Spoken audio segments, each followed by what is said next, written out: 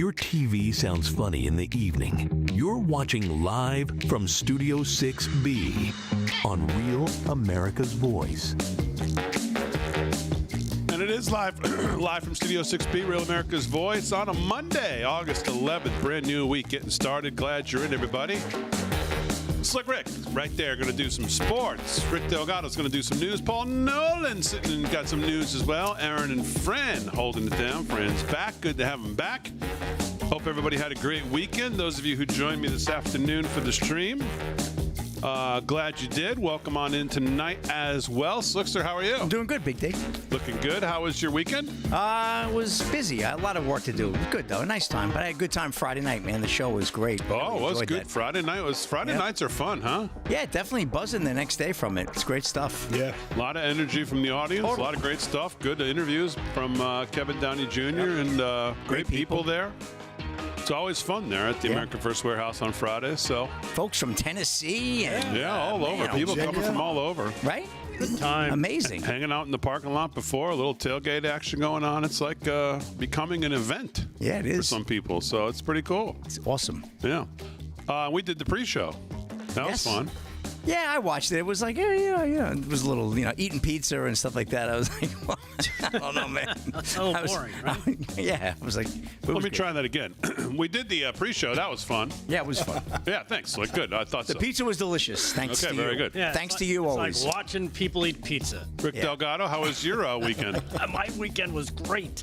Great. Wow. Why? Oh, do tell. Why great? Yeah, do tell. And it got topped off. I won a game, and this was my prize. I got Fun Dip. Oh, Fun Dip. Explain what that was. Who has Fun Dip anymore? Nobody has Fun Dip. Nobody who's married, that's for sure. That's right. Where was this game happening? This was a gambling game. Oh. At an undisclosed location with dice. Whoa. Yeah. Delgado. Wild side here. Well, All right. you know what? I'm thinking of the Sphere, and I'm thinking I got to get myself ready because I'm sure Damon's going to take us this year, Slick. I wonder why me and Paul weren't invited to this gambling. It was kind of impromptu. I kind of stumbled into it. Well, that's not really an excuse. What, you in the Bowery? Yeah, exactly. Yeah. So, all right. Well, that's good. And I do have to shout out to David and Tammy Scott from that your bookie? Cruces. No. Oh, okay. David and Tammy Scott from Las Cruces, New Mexico. Oh, your shirt. Yeah, who sent over all my alien stuff. I'm wearing the shirt. Look. I got the shirt on. Yeah. I got the shirt You're supposed to wear that Friday night. What happened? I got something else for Friday night. You watch Friday. Okay, very good. Mr. Nolan, how are you? I'm well. How was your weekend? It was a really nice weekend. Family, friends, just got everything I needed done and then had some time to relax as well. All right, very good. How was your weekend, Big D? I was busy. Busy. A lot going on. It was good, though. Big deal. I'm sorry? Nothing.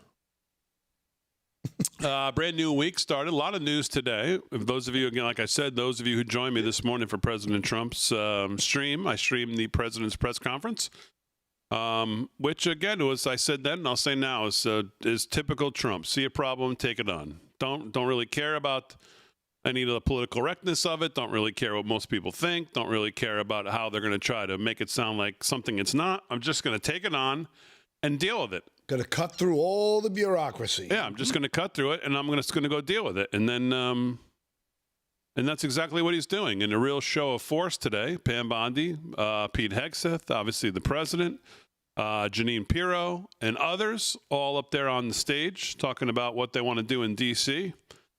And I said then, and of course it happened after we got off the stream around noon, said the rest of the day you'll see the left and the media. Actually, this is the ironic, funny part of it. Actually, go to bat now for the crime stats in D.C., and that's exactly what they did. Yeah, all day long.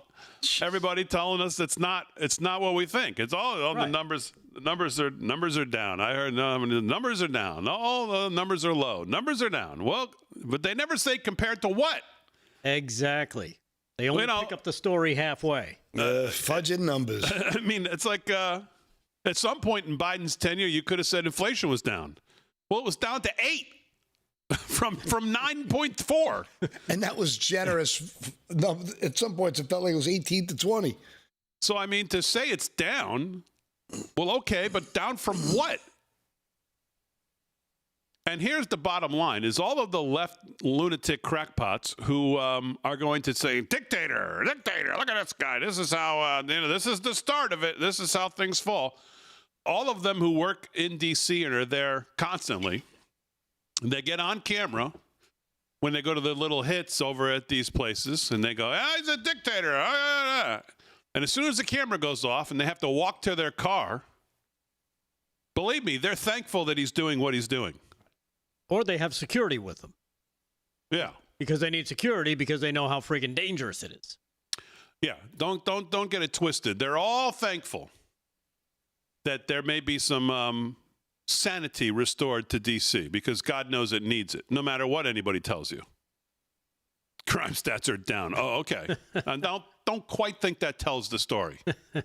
Especially when you find out they're fudging the numbers like they've done with the job numbers all these years. Yeah. They don't take certain FBI reports to add into those. It's just a complete mosh of garbage that they put together. I saw Muriel Bowser even go on MSNBC this weekend before Trump's speech and try to, prep the talking points and get it out there.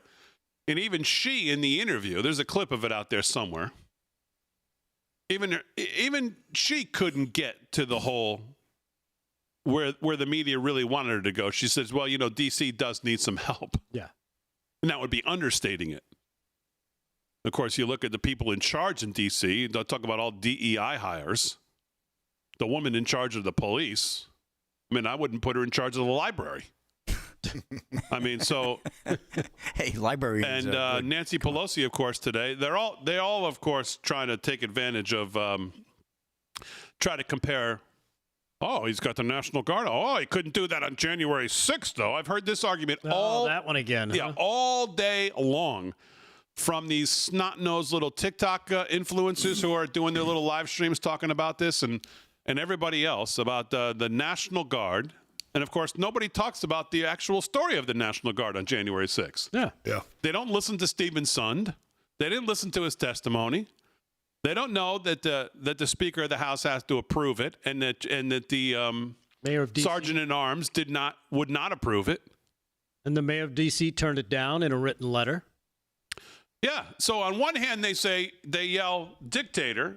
And then when Trump's not a dictator on January 6th and actually let Pelosi, the sergeant-at-arms, and then the D.C. mayor, and he proposed having them there, and they didn't want them, all of a sudden he's not dictator enough. Oh, he couldn't have done this on January 6th?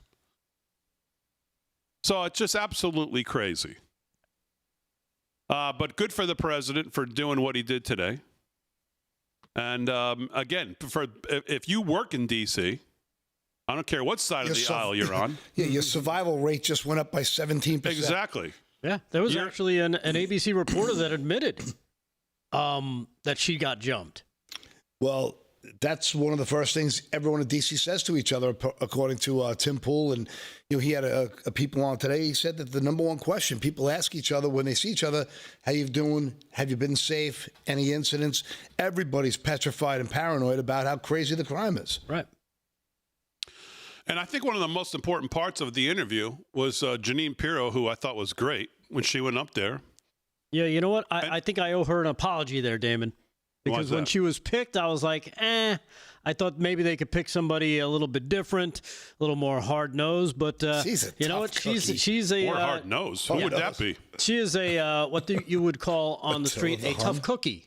And she's not giving any guff. We actually do have the clip. Do you want to play it? Yeah, sure. Here's cut number one. Here's Judge Janine going off on the D.C. crime.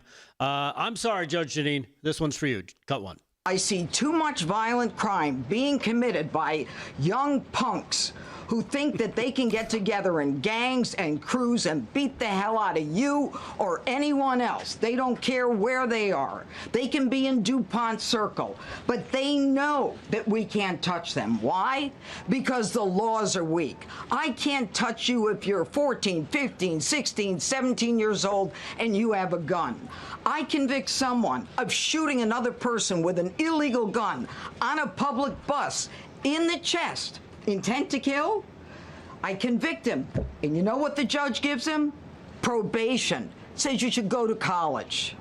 We need to go after the D.C. Council and their absurd laws.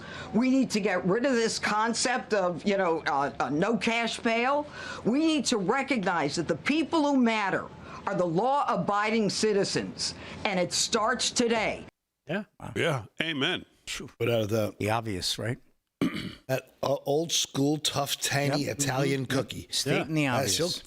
I guarantee she's got a cannon for an arm. If you messed up in the kitchen, she could whip a tumbler across the kitchen. Get a size 8 shoe right in the old head there. Yeah, and her point about we've always said that in the front door, out the back is exactly the problem in a lot of these blue toilet cities. In the front door, out the back, there's no consequences. There's no deterrence. It's lawlessness everywhere. It's homelessness everywhere. It's vagrancy everywhere.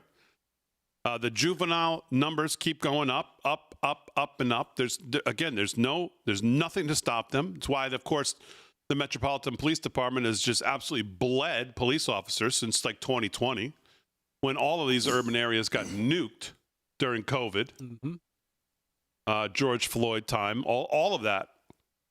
Then we get the National Guard to go through Congress as well while they're in there. Let's clean out some criminals in there while they're at it. Well, they'll have their hands full there. Yeah, And how? And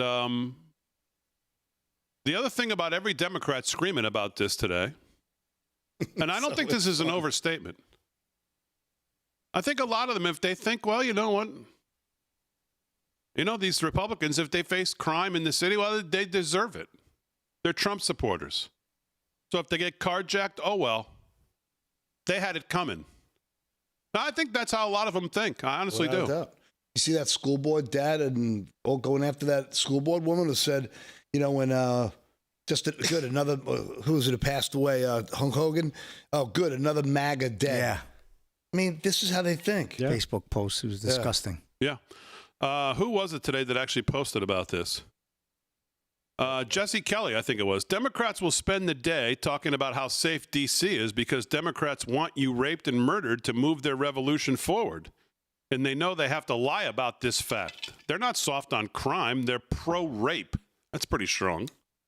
Not wrong. I get his point. It's not wrong. Did they come out against the rapist? No, they came out against the president. And you've heard it all day today on every interview. The media is finally talking about D.C. crime. This is what it took. So funny. This is what it took. So a lot more on the president's press conference today and other news. We'll get to sports. Big UFC deal. Man, that's an earth shatterer there. We'll talk about that, what it means for TV. Big billions. Pay-per-view going forward. We'll talk about that. See what else Slick's got in sports, plus news with Paul Delgado, Aaron and Fran holding it down. Glad you're in on a Monday. We're back right after this.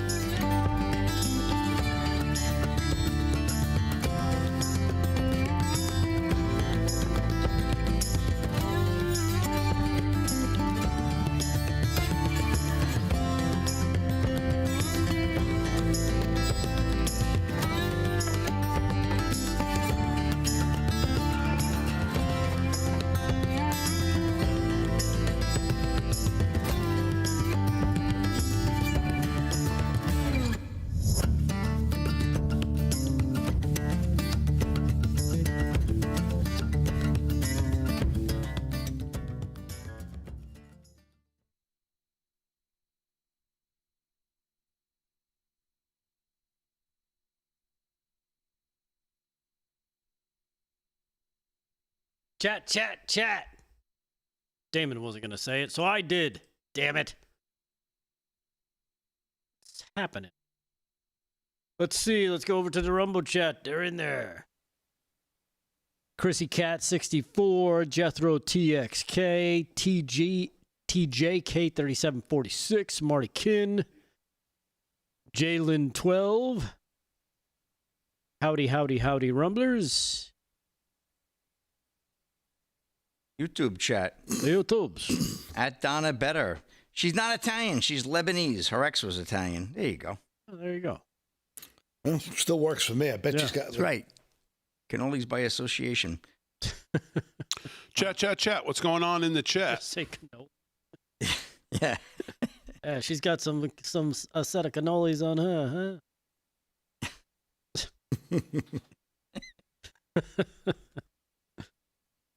Howdy, Twixers. Real Prince Dolls in the chat. I will send you that shirt, I promise.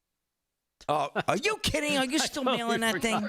Oh, I totally forgot. It's sitting on my table. The guy could hit the post office with a 9-iron from his house. How was your using your computer bag today for the first time? It was awesome. My computer box still kicks ass. Look, Damon. I didn't see the bag when you came in tonight. But he reinforced you weren't using it. We're never going to get a gift again. Did you see my jeans?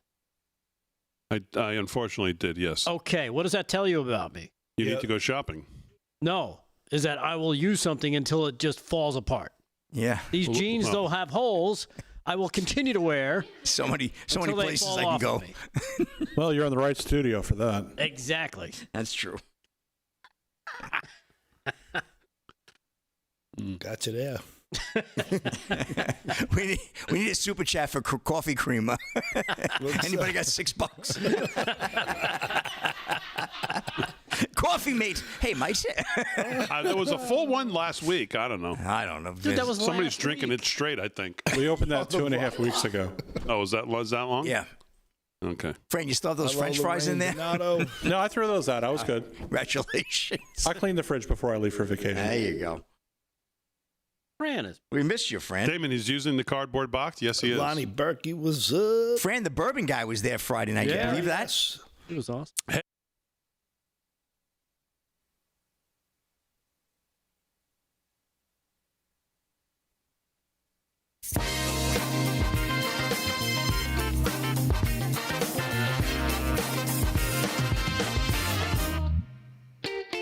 Bam, 17 past the hour, live from Studio 6B on a Monday, August 11th.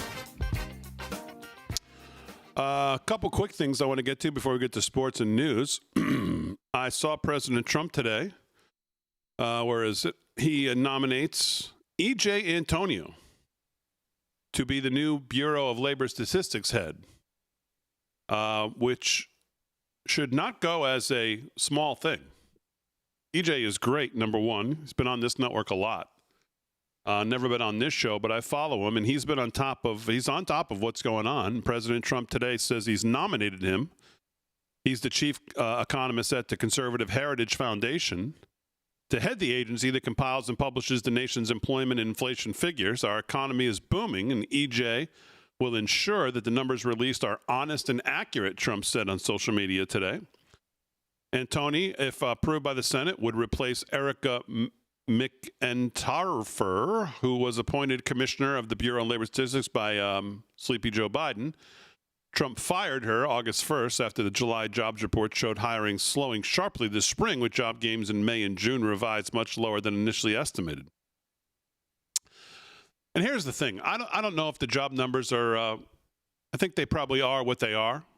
I mean, obviously, each president's going to feel about them the way they feel about them in the moment of time. Of course, they're not a snapshot of in the moment of time. They're a snapshot of things we already know have happened, and it catches up to. But you have to say this, and I said this about Fauci back when he was, you can't be as wrong as these people are and keep their jobs. I just don't care that the president did it now and everybody wants to make it, oh, look at this, he did it because the job report was bad. No, I mean, whether he did or not is, to me, not the point. The point is you can't be this wrong in any other profession or job or industry or anything you do, maybe except for working in some government facility, you can be this wrong and keep your job and get a raise and fall upwards. But they have been as wrong as anybody ever, seemingly forever. Yeah. And like you said, it's, the numbers are the numbers. Unfortunately, the way they collect them and extrapolate them out, that's where all these inconsistencies come out. That's why you can be off 1.5 million jobs after 2 years and still have a job. It's not until somebody actually points it out and goes, hey, this is really bad. It's not like 150,000 jobs over the course of 24 months. Which is, kind of still terrible. It's still a lot, but if you think about it, over 24 months, okay, that's maybe 1,000.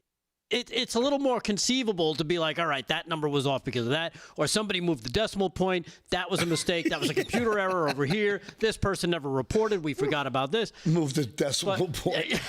Yeah. But when you're at 1.5 million, that's a lot of missed decimal points. It's so stupid. Yeah. And they're doing it on purpose because they know no one's going to check it out. You know, they're not going to go after it. Like, you know what I mean? Right. They control the narrative. And now at least Trump is pulling these. I can't believe how long that woman stayed there. How she wasn't fired the day he got in office is beyond me. It's one of those things you don't even look at it because it's like, well, it's not a high profile position, it's not a sexy position. All of a sudden, it comes to light because like, how are these numbers this far off? Then it comes to light. It's truly astounding, like you said, the falling upward. Well, that's the government, problem. right? That's the problem with government. There is no free market keeping people honest. You fall upward if you're a black girl with a ding-a-ling. Then you're in charge of everything. But meanwhile, the most highly competent person is fired because they don't have the same political view. Right. It's that's the central planners and government. They just can't be efficient. Inherently, they're inefficient. Yeah. And nobody knows, nobody's been on top of the debt, the interest payments, all of this more than EJ has been. If you go to his ex, he's a good follow, should follow him. Even before he takes his position, which I hope he does. But he sees the big picture. He sees how outrageous what the Fed is doing. He sees how outrageous the Federal Reserve is, how detrimental it is, how detrimental the printing of money, the devaluing of the dollar, melting away your purchasing power over all these years has been, what they're paying now in interest. And who they're paying it to, by the way. I mean, so he will and should be great. And he should get approved if the Republicans can get it together and get this nomination through. Of course, maybe, I don't know if Thune and the Speaker want to maybe get together and figure out if they actually want to help the president get some of these nominations through, or if they want to just keep stonewalling. But I guess that's a subject for another day, so. 22 past the hour. Let's do some sports. Sports is brought to you by Mike Lindell. LFS6B is the promo code to use if you want to shop at MyPillow. I got my MyPillow stuff for my son's move to college. And I want to thank everybody at MyPillow for getting it out fairly quickly. Nice. And, yeah, we're ready to go. So a week from Friday, the boy is off. Out of here. See ya. Bye. Wow. Gonzo.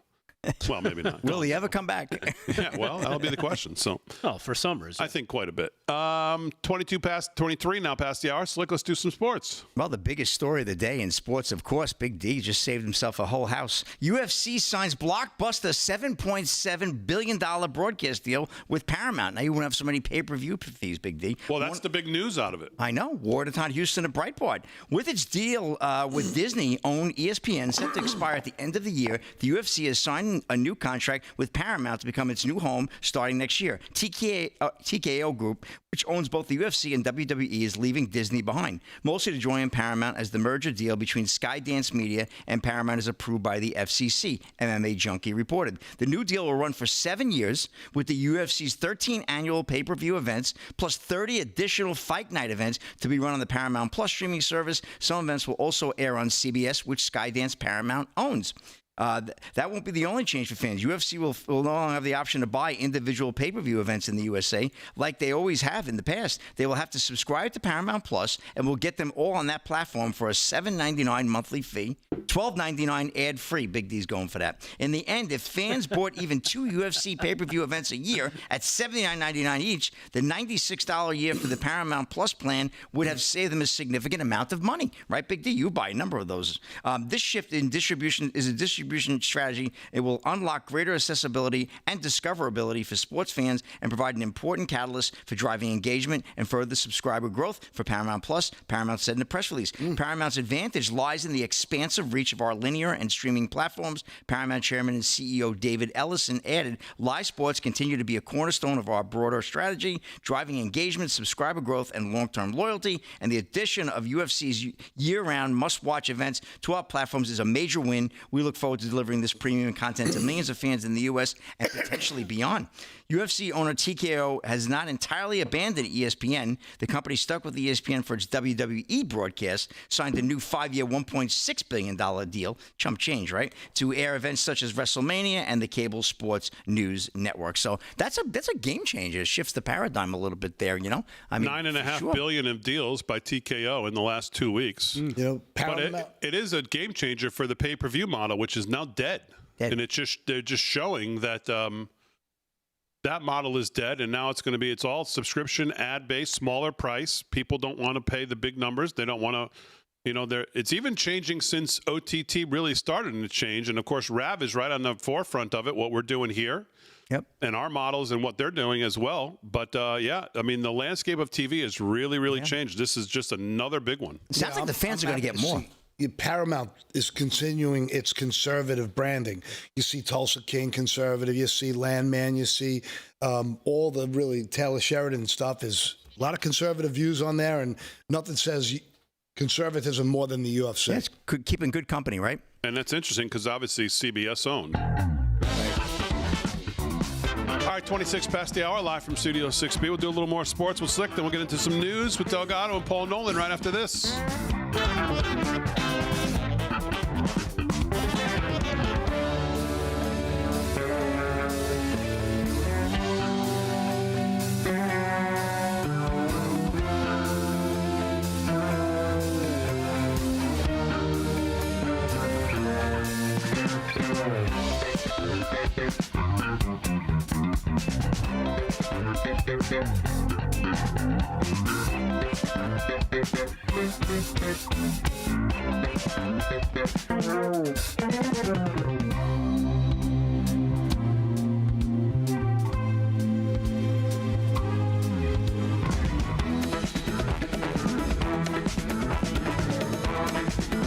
YouTube's Super Chat. We got a $20 Super Chat from Michael Robertson Sr. $20 there. Did you guys see the Minnesota Vikings cheerleaders commercials? No. I did not see that. But inquiring minds want to know. I don't know. Are they anything like these I heard it was a sorority shipwreck. videos? I wonder if they're all like 400, No, I think guys. I think they have boys. Oh, I think they have men. Oh, it's Minnesota. Of course. Oh, Come on, look where you are. Yeah. Yowza. Oh, of course. What do you expect over there? I haven't seen them, but that's what I think it is. Tempered Wilson All right, I'll find it. in the Rumble rant. They got a Has wing-ding. Rumble rant of $1 for the new studio fund. Right. So there you go. They're running a wing-ding mayor, right, in Minnesota, too, kind of like what they want to do in New York City, right? Don't they have some lunatic that they want to run there, the mayor? They might. I'm sure they have. Yeah, he's like and a will, yes. Yeah, he's like a Mondavi guy. Wow. Oh, this is creepy. You pulling it up, Paul? I'm not pulling it up. I just saw a You clip. just ate, right? No, I think I'm menstruating watching this. All right, Slick, we'll do a couple more sports stories, and then we'll Yeah. do the news. Got it. I'm just getting inundated on my X feed with all the sorority videos. See Wait. those? Yeah. Oh, my God. I've seen so many of them, and just enough. God. When is Parents' Weekend?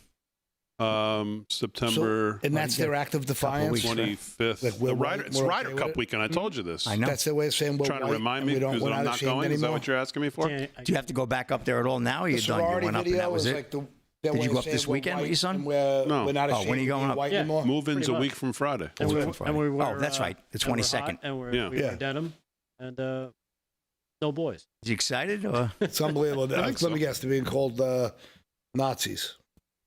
Nazis in short skirts. Nazis.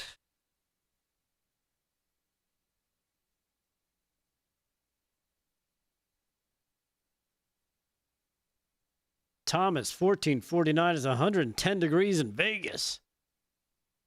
Well, how would you know that? It's a dry Does- heat. Thomas, 1449 in the YouTube chat. No, how would he know that? He shouldn't. I mean, if you're in Vegas, it should be about 65 and perfectly temperature because you should be at the 3-card poker table 24/7. Shouldn't be outside. Big D.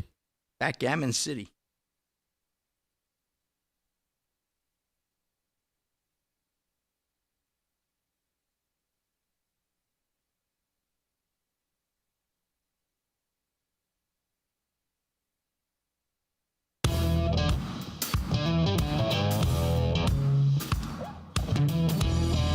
All right, 30 minutes past the hour, live from Studio 6B on a Monday, August 11th. Glad you're in. Slick's going to do some more sports. Delgado's got headlines coming up. Paul Nolan's got some news as well. Aaron and Fran holding it down as always. And, of course, you in the live from Studio 6B audience chat. Chat. We're glad you're in. As always, make sure you follow us on social media at LFS6B. Pretty much everywhere. On YouTube, you can search live from studio6b.com. Make sure you subscribe to the YouTube. Of course, you don't miss mornings like this morning when I go live. And on Facebook and on Kick and on X at LFS6B. Pretty much follow us everywhere. On Instagram, LFS6B Show. You can follow us there as well, trying to do more shorts and stuff on Instagram and Facebook. And so we're trying to get as much social media as possible. We always appreciate it when you engage with the social media in any way, shape, or form. It always helps us out, and we appreciate that. Make sure you head over to livefromstudio6b.com as well. Become a member there. It's absolutely free. Sign up to be a member there. So you can get rewards on our 6B front row, which you can use for merch in the store.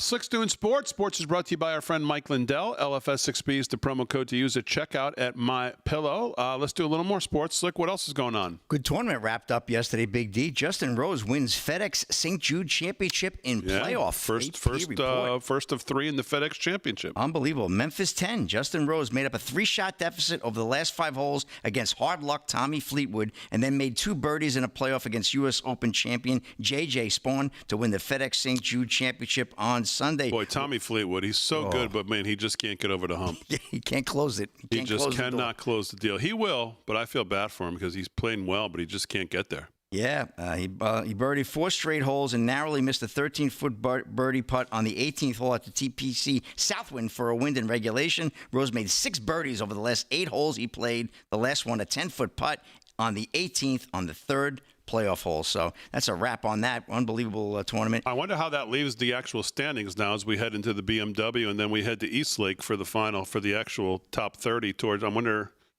if Scotty's still in first now.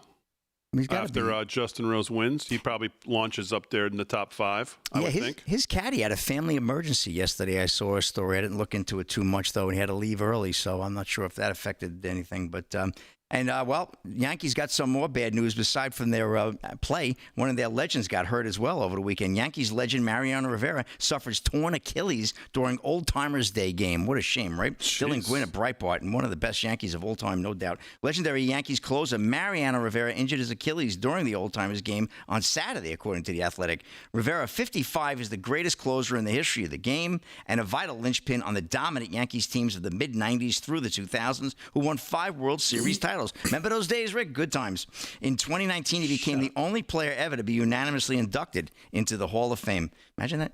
Things started great for Rivera on Saturday. He even hit a single off former teammate Andy Pettitte. However, things took a turn after Roger Clemens told the broadcast crew what happened to Rivera. It was a fun day until we heard about Mariano, Clemens told WFAN's Susie Waldman. Mariano hurt his Achilles. I don't know what was going on. We all thought it was a hamstring, but I think it's a little worse than that. I think it's he's at the hospital now. Unbelievable. Rivera notably tore his Achilles in Kansas City while shagging fly balls in the 2012 season. That injury cost him the rest of the season. He would return the following year, however, and post one of the better seasons of his career, saving 44 games and posting a 2.11 ERA before retiring. He made 13 All-Star games and won 5 World Series with the Yankees in 96, 98, 99, 2000, and 2009. Bleacher Report reports the 5-time Rolaids reliever of the year, also finished top 3 in the AL Cy Young, won on 4 occasions, 96, 99, 2004, and 2005. Saturday's Old Timers game was the first time the Yankees had held the event since 2019. I think they better put that back on the shelf and retire that. And Mariano went on to be quite the entrepreneur, too. He got a lot of car dealerships that he owns throughout the state, one over in the by us in our area, and quite a great businessman. So we wish him a speedy recovery at 55. Hopefully, he'll be able to get around. And like I said, in 2019, I think they better watch those games. Those games always made me nervous with those old timers. Remember Willie Mays diving for a ball in Shea Stadium way back in the late 70s. And forget about it. And that's a wrap in sports. Big deal. I'll have some scores, a little bit of rodeo, and I got a couple other stories coming up. All right, Slick, very good. I just checked. Scotty Scheffler still is ahead. 5,456 points. Rory McIlroy's in second at 3,444. So he's walking away. Either Rory, J.J. Spawn, who, congratulations, just made the Ryder Cup team, by the way, And then Justin Rose is now in fourth with his win, but one of them is probably going to have to win one of the last two to overtake Scotty, even if he doesn't win. So he's in just a commanding lead, I would think, here. I don't know how many points you get for winning the BMW or the Tour Championship. I don't think it's 2,000. Scotty's still in a commanding lead, so. All right, Slick Very Good Sports is brought to you by Mike Lindell. LFS6B is the promo code to use. Let's do some headlines. Greatest headlines in the world, brought to you by our friends at Eternal Lifecoin, eternallifecoin.com. Check them out online. Rick Delgado's got it. What's going on, Delgado? All right, well, thank you, Damon. And, well, since we did touch upon it, I will continue talking about it a little bit more, give you a little more detail as to President Trump after he is federalized Washington, D.C. due to the concerns over crime and safety. He announced that he would take control of the Metropolitan Police Department and deploy 800 National Guard troops to help the city address the violent crime issues. Trump stated that if D.C. does not improve its governance, he would exert his powers to control the city, citing a significant decline in violent crime rates as a reason for his actions. Anyhow, we got a couple clips here. Let's jump into that. Here is President Trump talking about D.C. This is cut number 4. Check this out. Cut 4. This is Liberation Day in D.C., and we're going to take our capital back. We're taking it back under the authorities vested in me as the President of the United States. I'm officially invoking Section 740 of the District of Columbia Home Rule Act. You know what that is? And placing the D.C. Metropolitan Police Department under direct federal control, and you'll be meeting the people that will be directly involved with that. Very good people, but they're tough, and they know what's happening, and they've done it before. In addition, I'm deploying the National Guard to help reestablish law, order, and public safety in Washington, D.C., and they're going to be allowed to do their job properly. Yeah, according to this, Defense Secretary Pete Hegseth designated Army Secretary Dan Driscoll to oversee the deployment and said 100 to 200 National Guard members will be active in the city at any point in time. It's not clear how long the troops will be stationed in D.C., but they vowed to work alongside the D.C. police and federal law enforcement to ensure the city is safe. The city is beautiful, according to Hegseth. He says, as I always say about President Trump to the troops, he has their back. People that don't have their back are the people on the news. We're talking about CNN, MSNBC. Let's get to a few of them right here. Here's cut number 2. Here is MSNBC, Eddie Glaude, flipping out over Trump making this move to clean up D.C. I guess he really loves criminals. Cut number 2. Check this out. Chris, to be honest with you, I'm trying to hold my temper. Yes. I think there's an ongoing argument that he's having in his head with Black Lives Matter. There's an ongoing argument that he's having with the questions around criminal justice reform and police reform. It's interesting that he really doesn't really care about what's actually happening in D.C. on a certain level, because he's not trying to get at the underlying root causes. We have to understand this, Chris, within the context of Donald Trump's racial politics and within the context of his effort to get Epstein off the front pages. This guy puts on his Blue's Clues glasses. We got to think we try to treat this as Tesla. a rational response, then we lose sight. The homicide rate, murder rate in D.C. has doubled over 12 years.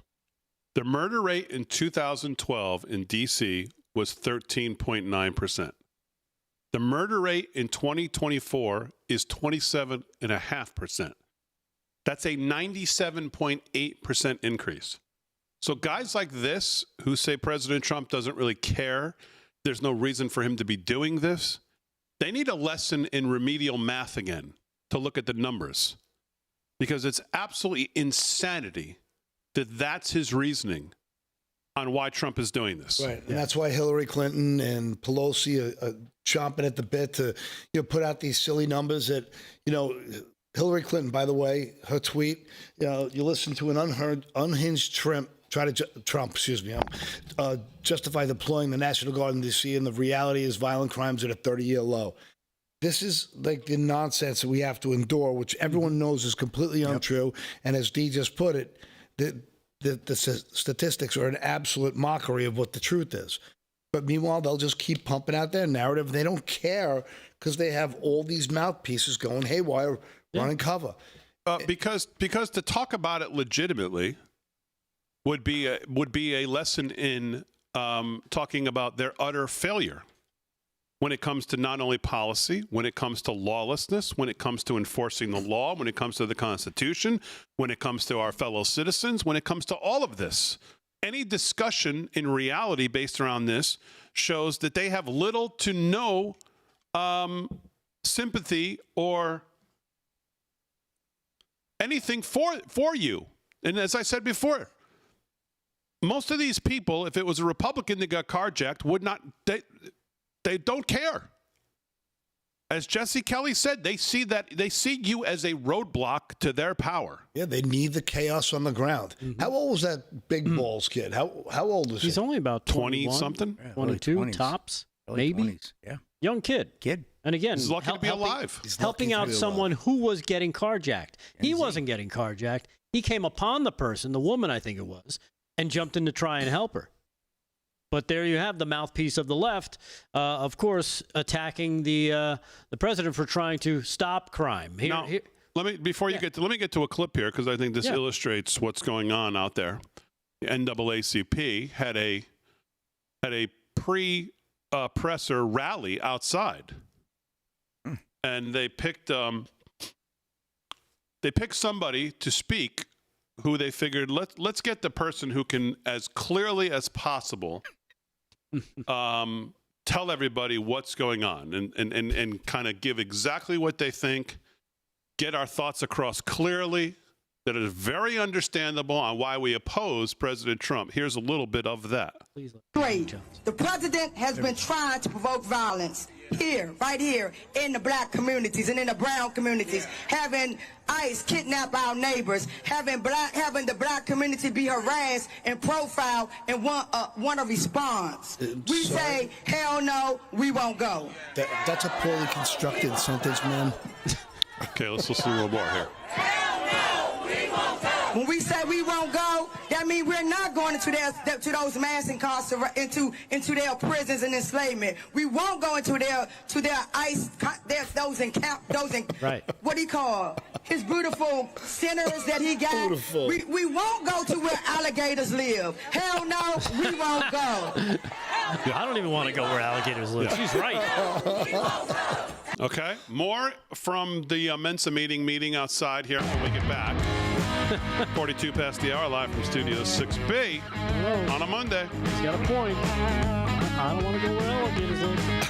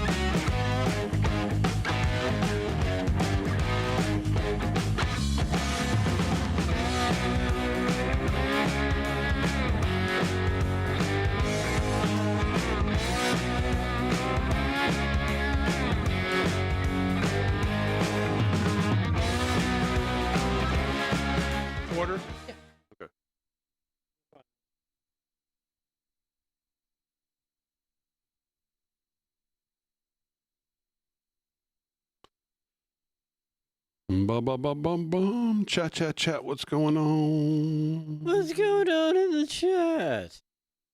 Chat.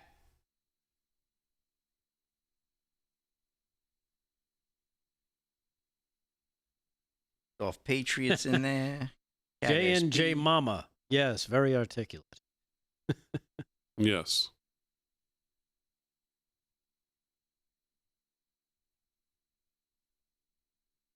Oh, look who just fell in the... I can hear. Is that Harry? Oh, God. Harry on the hallway. He just fell into the studio. Harry in the kitchen. Harry. He's going to eat our chips, isn't he? Want me to give up my seat for Harry? Give him a segment? Please, He's been on no. the road? Okay. I wasn't sure. You know, Harry's on the road. You know, he's a well-traveled man. The great Harry Oates. Super chat. Oh, $2. Les John Durham. Solomon's dropping his breaking news shortly. Jethro says on Rumble. I don't know what that's about. Want to just take a look at that, Delgado? Les Durham says she's worse. She's worse than Jennifer Crockett. They stupid. Jasmine Crockett? Jasmine? He said Jazzy? Yeah, he said Jennifer, her, but I'm He's Jazzy, yes. man. Yeah, that's her. Les Jasmine, yes. Jennifer Crockett's a sister. I think that's her communications manager.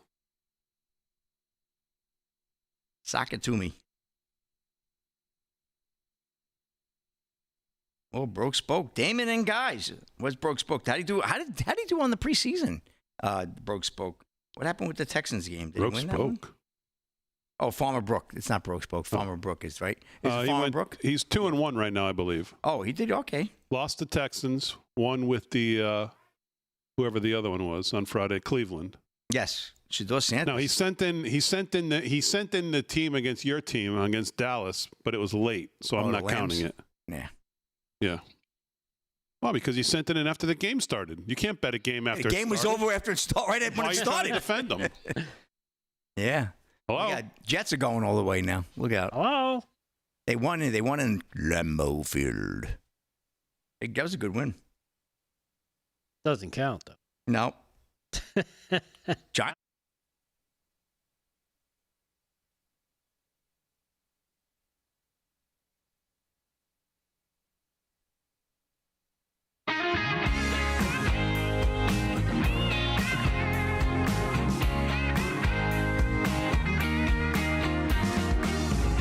All right, 13 to the hour, live from Studio 6B. Let's get back to a little bit of the Mensa meeting here that was happening outside of President Trump's presser. Oh, do you have more from her? Just a little bit. I want you just to take in a little bit more. Okay. She going to read I may have poetry to next? If somebody actually can tell me if there's an actual sentence that's actually comes out of this, like a subject, predicate, all linked together to make a complete sentence, I may give a free T-shirt away. I can tell you already. The answer's no, D. But here's just a little bit more from Jasmine Crockett's communications manager. Here we go. Alligators live. Hell no, we won't go. Okay. That's right. Hell no, we All won't right. go. Let's see what else they're thinking about here. Hell no, we won't go. Today we gather to speak plainly about policy path that sounds strong, but in truth, it weakens the very safety we seek. Say what? We believe there is a better way to protect us all. What? One that respects rights Subtitles, to build please. trust and keep our communities truly safe. Can we get the and that bouncing is ball on the bottom of the fascism-free. screen? Fear is not a roadmap to safety. Excuse me, It is a stewardess. I speak burial. jive. It fails hardest on the black community that already we bear a disproportionate share of surveillance, stops, and forces. What? Huh? Okay. All right, so there you go. Wait. You got Wait, no, this is too much Okay. No, fun. you got good dialogue. Just let here. it roll. I mean, I can see she's not a student of the Queen's English, but still, I don't think I could discern many English words there. So that's what was going on outside the president before the president took to the podium. Oof. That's the gibberish that's being spoken all over the media tonight, by the way, not just her. It's happening on MSNBC. It's happening on CNN. By the way, did you guys see Diana Bash give Harry and the Bernie Sanders a lap dance? See No, that? I didn't see I gotta that. play that later too. Oh boy. Is that on the YouTube? All right, let's do some more headlines with Rick Delgado. What's going on, Delgado? And speaking of course, the some of the more of the media freak out, Damon, here's cut 7 from CNN, freaking out over Trump taking over D.C. Here it is, cut 7. Check this out. Getting reaction from D.C. council members. We are, Pamela and Wolf. This coming into CNN from Council Member Charles Allen of the 6th Ward in D.C. His post is, quote, the president taking over local control of MPD and putting the U.S. military onto the streets of D.C. under the guise of public safety is wrong. Yeah. It's an extreme, outrageous, and dangerous move for our city and the safety of all of our residents. He's the first city council member to react to this whole thing. Yeah. None of them had reacted really last week to this in any real measure. Right. Because they still weren't sure how they felt about all the crime, the murder, and the rape. And here's the thing about Mr. Allen's tweet. I don't know if anybody noticed it. I happened to. The police union in D.C. retweeted Mr. Allen's tweet and said, how nice of you to, so brave of you to let us know, since most of this is your fault. Really? Oh, yeah. I'll pull it up. Pull it up, please. I'd love to see that. Wow. Go ahead, Doug. I'll pull it up. Okay. Just keep going. And here is cut number 8, something we talked about a little bit earlier. Here is ABC News reporter. She talks about her own experience with the crime in D.C. Breaking from the narrative. I'm not sure if she'll be employed tomorrow, but here she is tonight. Cut number 8. Check this out. We've been talking so much about the numbers, and yeah, usually that's how you play devil's advocate, is you talk about, oh, well, stats say crime is down. However, I can tell you firsthand here in downtown D.C. where we work, right here around our bureau, just in the past 6 months, there were 2 people shot. 1 person died, literally 2 blocks down here from the bureau. It was within the last 2 years that I actually was jumped walking just 2 blocks down from here. And then just this morning, one of my coworkers said her car was stolen a block away from the bureau. So we can talk about the numbers. That's a minor nuisance. Going down, but crime is happening every single day because we're all experiencing it firsthand while working and living down here. Yeah, so there you have it. Yeah, down from what is the question. But the thing also is they lie about their numbers. They cases that come, they dismiss instantly because they want the stats to look better too. This is the endless amount of things that happen. Like someone goes in, gets beat down. Look at a little old guy in Baltimore gets his head kicked in. The guy inches from dead. They release the guy right away and no charges. These things are happening all over the place. Yeah, and again, it goes to, and I believe Judge Janine was talking about this too, in some of her comments, that it's the way they charge them too. That's why some of these numbers are lower, because they change what they consider, a felony and what exactly. Certain crimes are. Yeah, it's all about their data and their statistics. I was talking to my buddy Merritt, who's a big time cop about a year and a half ago. He says the big game is to constantly try to dismiss anything that they know they're not going to get any money out of. Aaron, you can throw this up just quickly. I found D.C. Police Union today to Charles Allen. Very brave of you to post this, since it's entirely your fault. Yeah. Wow. Do you remember when Xi Jinping was going to go to California? Well, he did go. Yeah. What did Gavin Newsom do for about 2 weeks? Cleaned it up. Yes, that's exactly right, Slick. Cleaned up. He polished. By all means necessary. Cleaned up San Francisco, was spit shiny. Smoking. And what did we hear? What a genius he is. Sure. Now, President Trump, of course, wants to do it to D.C., and of course, oh no, it's dangerous. Yeah. Dangerous. So. Amazing stuff. So there you have it. There is that. Do you want me to? Got no, let's do some sports before we wrap hour 1. 7 minutes till the hour. Sports is brought to you by Mike Lindell. Slick's got it. What's going on, Slickster? All right, let's get to some scores. Big D, we haven't done that yet. Major League Baseball. Right now, the Yankees lead the Twins in the Bronx 3-2, bottom 7. Bottom of the 5th, Tigers 1-0 over the White Sox. Brewers over the Pirates 5-1, middle of the 4th. Bottom 4, Nationals and Royals tied at 2. Cardinals blanking the Rockies 1-0, top of the 5th. Top of the 3rd, Diamondbacks 5-0 over the Rangers. Top 3, Red Sox lead the Astros 2-0. Phillies over the Reds 4-1. That just went final. Reds with another loss there. Dodgers at the Angels 9:38 first pitch. 9:45 Padres at the Giants in San Francisco, the aforementioned. And the Rays taking on the Athletics 10:05 first pitch there as well. Want an update on the WNBA? No, okay, I didn't think so. No. Well, you never know. You might want to see what's going on there. And NFL suggests use of good guys with guns at all league facilities. Or Hawkins of Breitbart. The National Football League is suggesting good guys with guns be hired to protect all league facilities following the July 28th, 25 Manhattan shooting in which NFL headquarters were believed to have been the intended target. NBC Sports reported the memo circulated by the league contains 3 suggestions for all NFL teams. The memo suggests threat assessments for all team and league facilities. It suggests the use of armed officers at all team and league facilities whenever players or staff are present. And the memo suggests using walk-through magnometers and x-ray scanners for bags for anyone entering a team or league facility. On July 29th, well, we obviously know the story what happened in Manhattan with the 27-year-old gunman.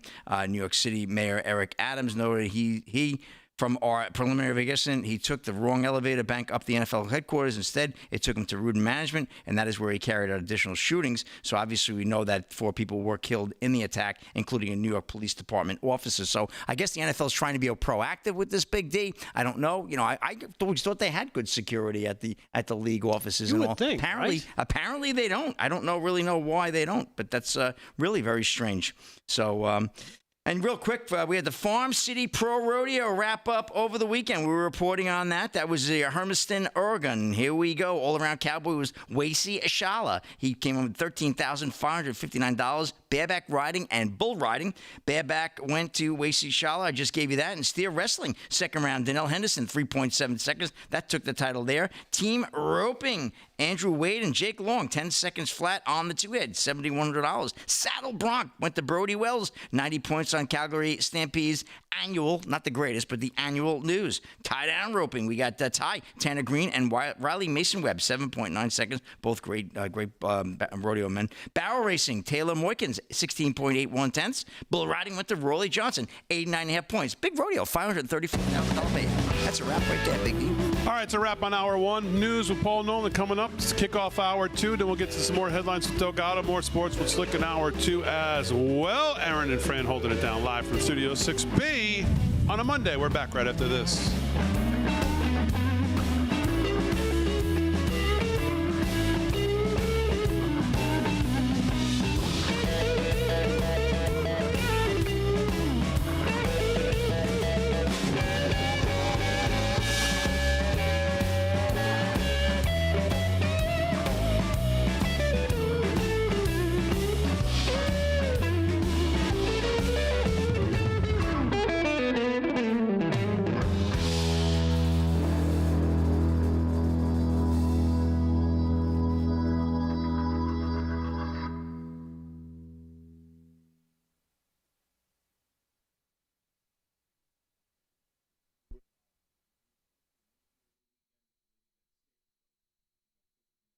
How you doing? All right.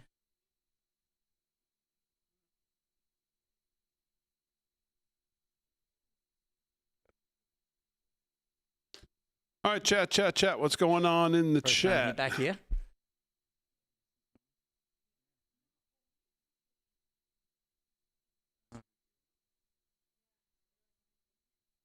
Yeah, been a minute, right? Yeah. Harry on the highway, back in town. You're always at DC.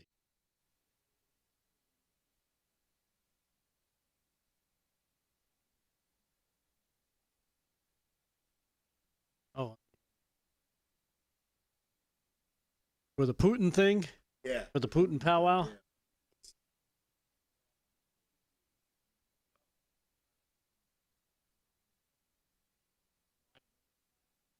Oh, yeah.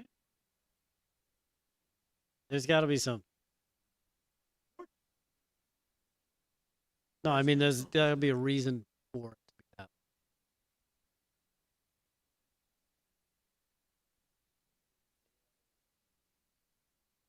Yeah. Let's hear from. So is there is there news from Solomon? It's so close to Russia. I don't know. No. I mean, like right now, like breaking right now. I didn't see anything on the website.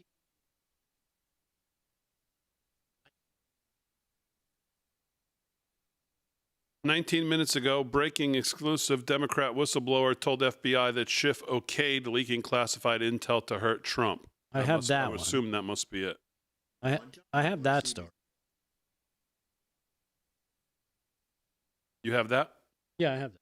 Okay, well, that's from It's on the 13 website. minutes ago, so I don't know if that's what it is. That could be the greatest news of the Could night. be. I'm assuming that's what it is.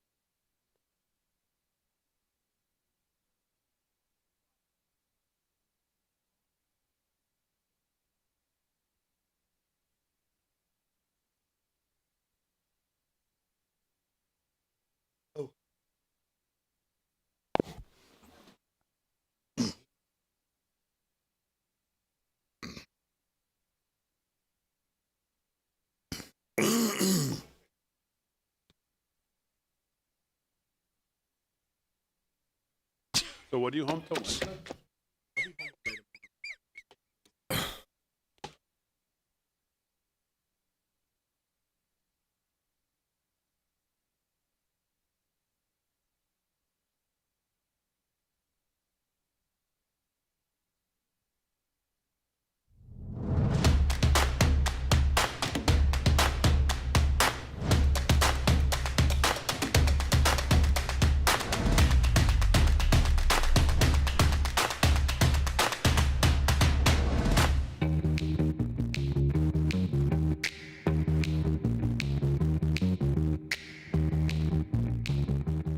All right, hour 2, live from Studio 6B on a Monday, August 11th, 9 p.m. Glad you're in. Slick's doing sports.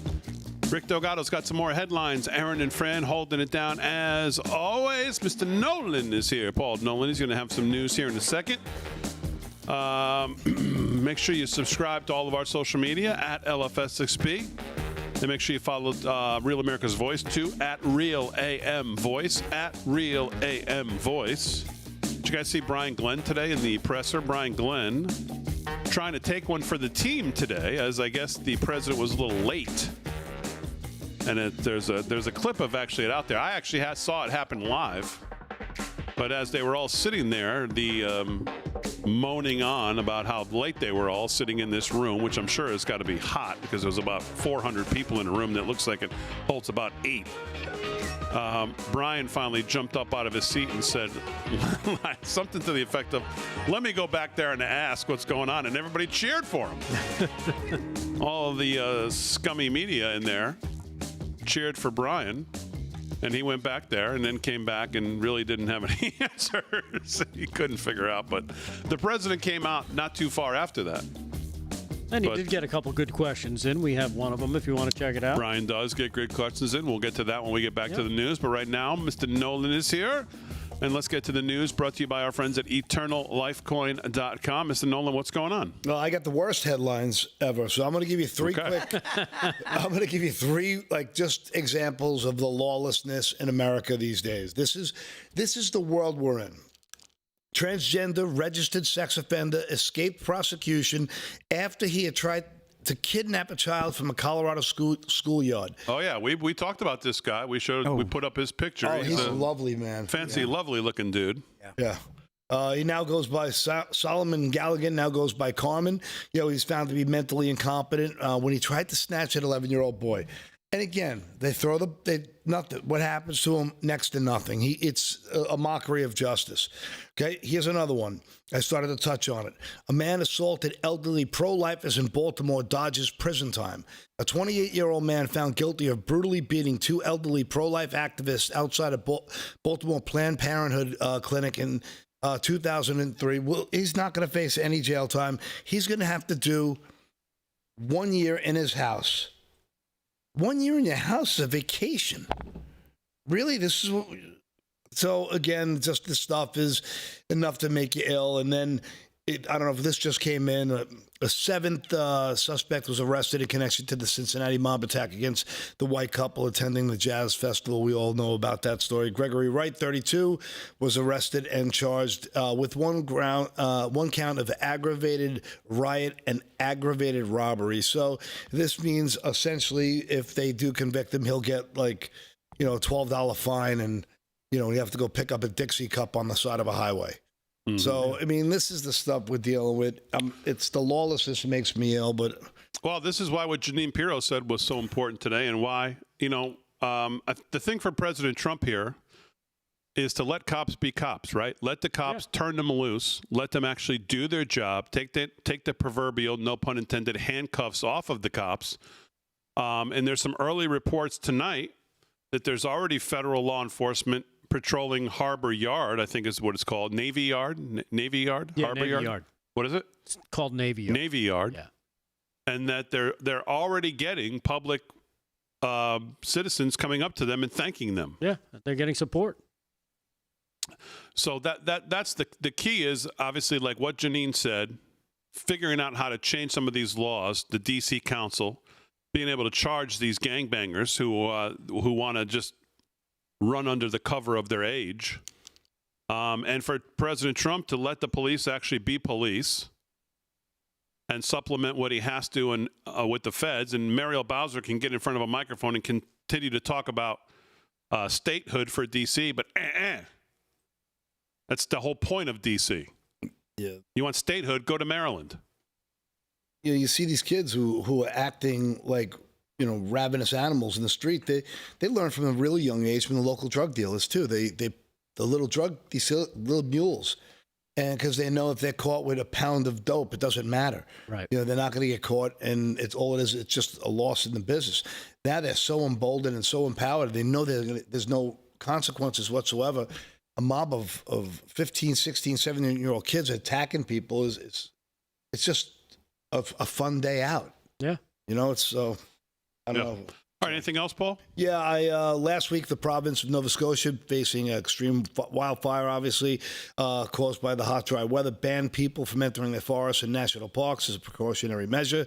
The ban, included hiking and camping and fishing and picnicking and tooling around on ATVs.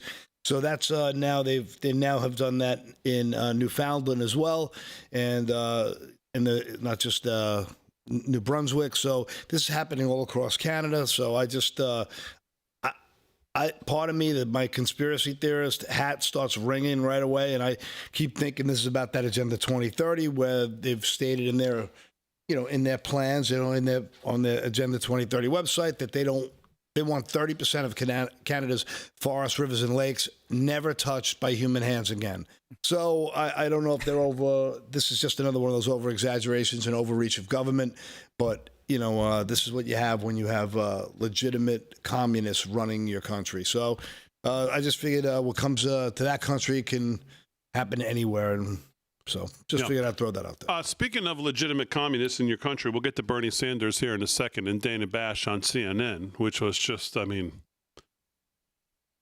really indescribable. I've never seen, short of giving him literally a lap dance, I don't know what else she could have done other than drool on him and go over and pet him. I'm not sure, but we'll get to that in a second. But you remember Beto O'Rourke? Oh, yeah. Oh, boy. The beta male. Yeah, when we talk about the midterms and we talk about a future Democrat president, which will unfortunately probably happen at some point, talk about saying it out loud. Here's Beto O'Rourke from a rally he did this past weekend. Just take a glance at this 17 seconds.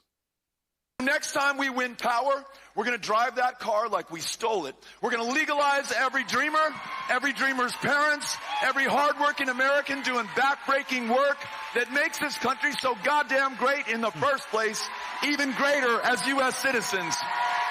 Okay. So just, again, out of the mouth of babes, right? They're out of the closet. Not only out of the closet, people like Bernie Sanders, AOC, Tlaib, out of the closet Marxist Islamists, but out of the closet Beto O'Rourke on where Biden was not an accident. It was not an accident. It was on purpose, and it's not far enough for some of them. That's the ultimate goal, what you just heard. Legalize every single dreamer and family member and illegal that they possibly can to make sure they never lose an election ever. That's the goal. And that's the stated goal. Outwardly stated goal right there. One more time, Aaron.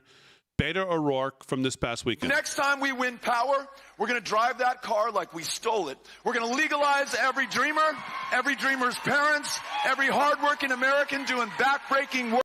There you go. Every dreamer, every dreamer's parents.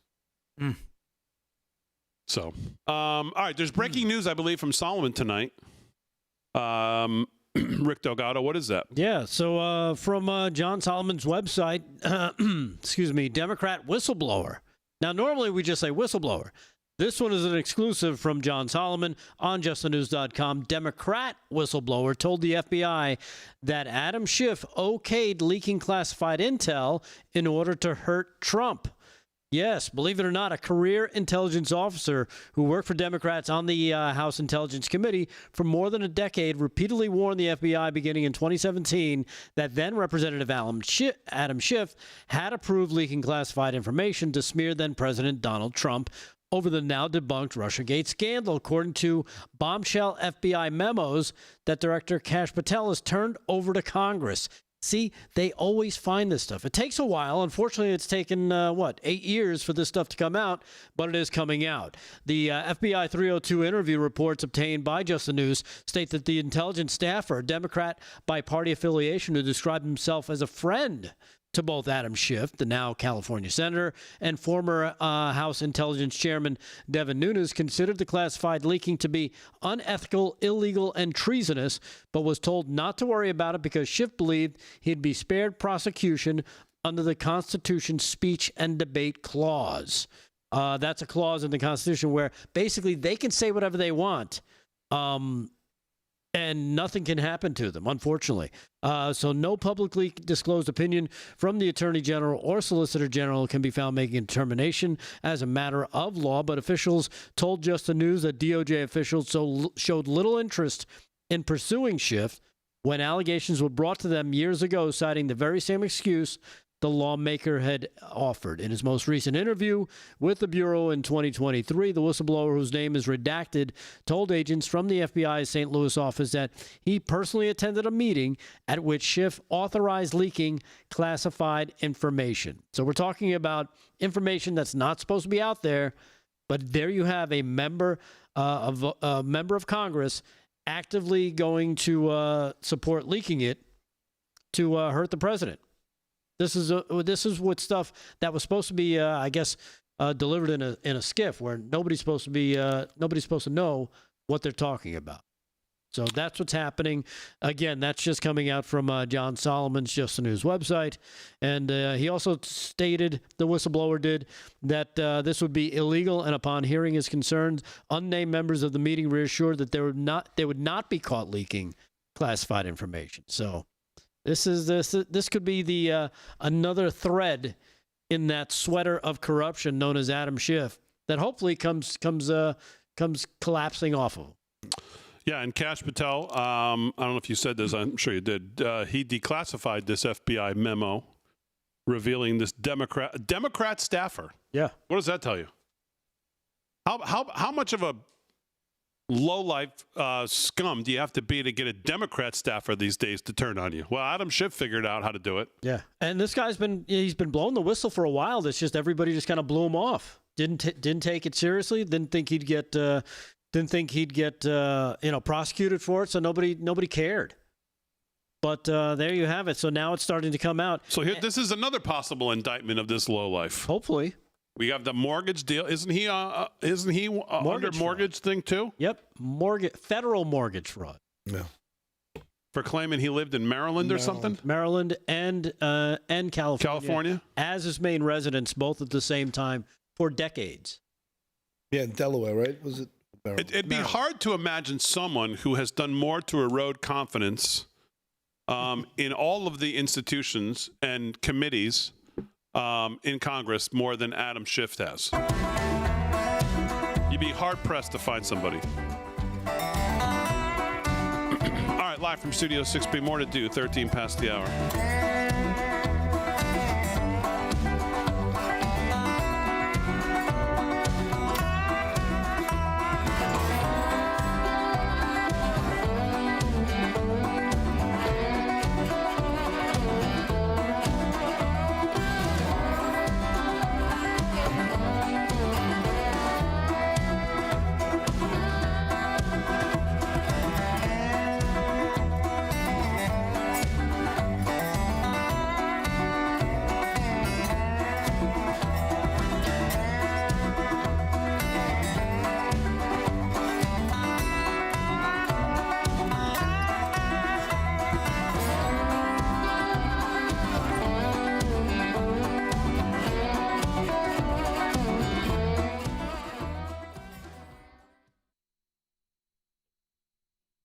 By the way, if you do read this article on Just the News, be prepared to read for a bit. It's a long article. There is a lot here. A lot of detail. Mike Benz had a thing that came out Sunday night. I watched it. It was an hour long. It was so chock full of data points and connections and receipts from every CIA and every world-class banker to every war to every, it was just fascinating. It was just so much. It had to. In regards to Schiff? No. Oh. No. But how people like Schiff they're just always the henchmen running cover for the next tier up. It was just great. What's amazing though is just watching Mike Benz. He just go. It's not like he's looking at it. He can look in the camera and just start. His mind is crank. Yeah, just cranks. And he did have receipts, and he had one piece of evidence, and it was a really well done It's a must watch in my opinion. He's a must follow. He's just so good at what he does.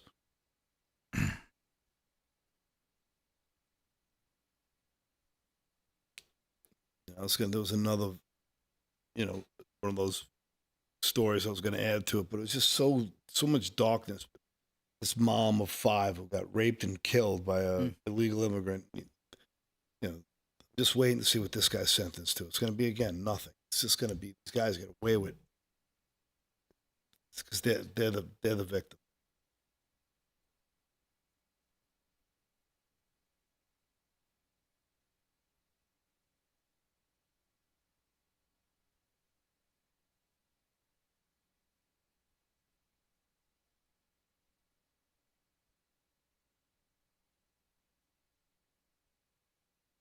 Chat, live in the chat. Chat. Got the chat. Slick, you didn't report on my Giants. What's up? Dude, it's preseason. I know. I got a good report. How about the kid that kicked that 70-yard field goal, though? I'm going to report that. That was something. The Jacksonville Jaguar kid. Does that doesn't count, though, right? No. Because it's not no, it's not a official record. No, but they were talking about him before he even kicked it. Like, that kid, let me tell you, that 70-yarder had about another 5 yards on it. That's right. I saw the kid catch it behind the thing. That was a hell of a kick. Of course, I can't show the highlight, but I'm going to report on it. Call him Thunderfoot. Yeah, somebody.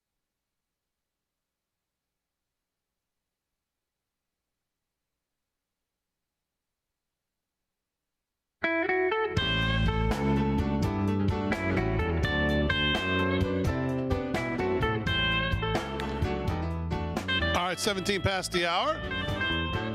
Sounds like more of a Uptown Blues. Well, if you're stressed about back taxes, maybe you missed the April deadline or your books are a mess, don't wait. IRS is cracking down. Penalties add up fast, 5% a month, up to 25% for just not filing, but there's help. Tax Network USA can take the burden off your shoulders and stop the spiral before it gets worse. They've helped thousands of Americans, whether they're an employee, a small business owner, or you haven't filed in years. If you have messy books, no problem. They've seen it all, and they know exactly how to clean it up. With direct access to powerful IRS programs and expert negotiators on your side, Tax Network USA knows how to win. You'll get a free consultation, and if you qualify, they may even be able to help you reduce or eliminate what you owe. More importantly, they'll help protect you from wage garnishments or bank levies. So don't wait for the next IRS letter. Call 1-800-905-8000, 1-800-905-8000, or visit tnusa.com/RAV, tnusa.com/RAV to talk to a real expert at Tax Network USA. So again, call 1-800-905-8000, 1-800-905-8000, or visit tnusa.com/RAV, RAV, to talk to a real expert at Tax Network USA. Take the pressure off. Let Tax Network USA handle your tax issues. 800-905-8000. All right, 18 past the hour, live from Studio 6B. Let's do some sports. Sports is brought to you by our friend Mike Lindell. LFS6B is the promo code to use if you shop at MyPillow. It'll give you a great savings at checkout. Just punch it in there in the promo code, little box there at checkout. Put in LFS6B. And you'll have a great savings on all your great stuff from Lindell. Slick, what's going on? All right, some sad news in the racing world down in North Carolina. A driver dies after a medical emergency during race in North Carolina. Robbie Brewer, 53, crashed into a wall at Bowman Gray Stadium and was rushed to the hospital. Scott Thompson of Fox News. Robbie Brewer, a short-track race car driver, died over the weekend after suffering a medical emergency while competing in a race. Brewer's vehicle smashed head-on into a wall at Bowman Gray Stadium in Winston-Salem, North Carolina on Saturday night. He was competing in a 20-lap Sportsman Series race, which occurs every weekend across 4 divisions. The car came to a halt near the finish line, and the 53-year-old Brewer was taken out of it after track workers took the roof off. Brewer was rushed to Atrium Health Wake Forest Baptist Hospital, where he eventually died, per the Winston-Salem Journal. We are saddened by the passing of Robbie Brewer after he was transported to an area medical facility following an on-track medical incident, track officials said in a statement on Sunday. Robbie was a talented and passionate race and highly respected competitor. Among his peers, our thoughts and prayers are with Robbie's family and friends at this time. Detail of Brewer's medical emergency were not disclosed. Brad Lewis, a fellow driver at Bowman Gray said Brewer was like a big brother to me, even though we were not that far apart in age. Lewis' race shop was near where Brewer lived. So very sad story there with that racer Brewer. Any update? I mean, that's a terrible story. But any update on the kid who fell out of his car while he was getting out of it after I think he won the race? Did you see this? Talk about a terrible story. Kid wins the race. Yeah, pulls into winner's row there, or whatever they call it, and he goes to step out of the car, and he was trying to step up into the step on where the window thing is, like they do, and put his hands up and whatever. Yeah. And his foot got caught, and he couldn't get the foot free, and he just fell right onto the cement. I think he knocked himself out. Yes, I did hear. And I don't know what the update is. Is he all right? Yeah, I'll have to take a look and see. I don't see anything. It was a terrible video. I couldn't believe it. But I will. I'll take a look at that, and I'll make sure I get a hand on that next segment. Big D. I don't have it. I can't find it right now. And Jaguars kicker Cam Little booms 70-yard field goal versus the Steelers. This is the NFL.com reporting. It won't count in the history books, but Cam Little delivered a field goal to remember on Saturday. Little boomed a jaw-dropping 70-yard field goal to end the first half of the Jacksonville Jaguars' 31-25 preseason loss to the visiting Pittsburgh Steelers. He wanted it, so we gave it to him, Jaguars head coach Liam Cohn said. And at halftime of giving Little the opportunity to attempt the kick, the NFL record for the longest field goal is 66 yards by then Baltimore Ravens kicker Justin Tucker on September 21st of 2021. That was pretty cool for Cam. You wish that one could have gone in the record books, Cohn said. Little's mighty kick Saturday would have shattered the record, but alas, 'tis only preseason, so obviously it doesn't count. And I got to tell you, there was room for another 5 yards. I saw that highlight, which we cannot show the highlights, unfortunately, but that was some hell of a kick. So so I'll update you on that story about that race car. No, he's okay. His name is Connor. Connor Zilic. Yes. Broke his collarbone. He broke his collarbone, and he's already back at the track. So thank God for that. He's okay. Thank God. He got lucky. Man, it was such a weird thing. It was like just one of those 1 in a million. Your foot get caught in the wrong place, and just couldn't catch himself, and he just went face down to the ground. Yep, at Watkins Glen, that race was. Yeah, so Connor he's all right, so thank God. Good. Thank God for that. And that's a wrap in sports, Big D. Back to you. All right, Slick, very good. 22 past the hour. Live from Studio 6B on a Monday. Glad you're in. Let's do some more headlines. If I have time, by the way, before we get to the headlines, actually, because you've been hearing all day about, it's all low. Crime in D.C. is low, all-time low. What's this guy talking about? There's no, of course, this is the same cycle that the media types go through. It's like a 3-step process to get back to some kind of normalcy. It's like first they have to deny it, that it's actually happening. And then at some point that becomes untenable, and the American people, of course, look at the facts and go, what the hell are you talking about? And then they say, well, then they go to step 2 and they change it and they say, well, it's really not as bad. And then in step 3, they just try to stop talking about it. So we're somewhere in that step 1, and we have to work our way through the 3 steps with all the media. But Town Hall, Katie Pavlich today put out some of what the actual numbers are. And I gave you a little bit of them, but here's a couple of them. What's the real story? In 2024, D.C. saw homicides of 27.3 per 100,000 residents. That's the 4th highest homicide rate in the country, nearly 6 times higher than New York City, which seems that's impossible to even happen, and also higher than Atlanta, Chicago, and Compton. If Washington, D.C. was a state, it would have the highest homicide rate of any state in the nation. Oof. In 2012, the homicide rate, as I told you, was just 13.9 per 100,000 residents. So it's 98% up in 12 years. But it's down, don't you know? Down from what? That's the question you should always ask. The murder rate's roughly 3 times higher than that of Islamabad, Pakistan. 18 times higher than that of communist-run Havana, Cuba. The number of juveniles arrested in D.C. has gone up each year since 2020. Many of whom have had prior arrests for violent crimes. There were 29,348 crimes reported in Washington, D.C. last year, 3,400 violent offenses, 1,200 assaults with a dangerous weapon, 2,100 robberies, 5,100 motor vehicle thefts. 5,100 motor vehicle thefts. So far in 2025, there have already been 1,600 violent crimes, 16,000 total crimes, There have been 100 homicides, including the fatal shootings of innocent civilians like the 3-year-old Honesty Cheadle and 21-year-old Capitol intern Eric Jacquin. Vehicle theft in D.C. is more than 3 times the national average. Carjackings increased 547% between 18 and 23. In 24, there were triple the number of carjackings compared to 2018. So those are just some of the numbers that the White House and the president talked about today, while the media takes that and screams and comes to the defense of D.C. crime, comes to the defense of it. And this is what, in that 3-step process, this is what you'll continue to see until the people actually get the numbers and actually look at it or have to, unfortunately, be a part of it. There's a protest happening today, and they just reported that 2 blocks from that, there was just a shooting. Of course there was. And that's probably not even counting all the crime that goes on in Congress. Well, it's not counting. That's where most of the crime happens. Right. All right, we'll do some more headlines when we get back. But when we do get back, Dr. Thorp will join us from the Wellness Company. Dr. James Thorp, right after this.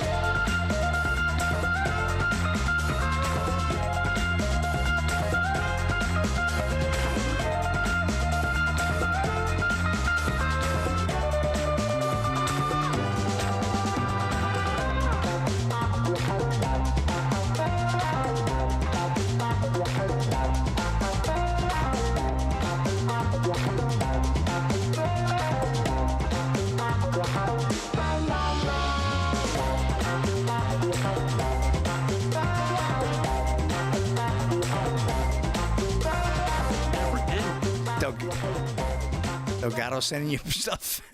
God, just never. Just oh no, not you. 3 buttons, hit not interested in it. You gave that up, right? What, Aaron? Okay, gotcha.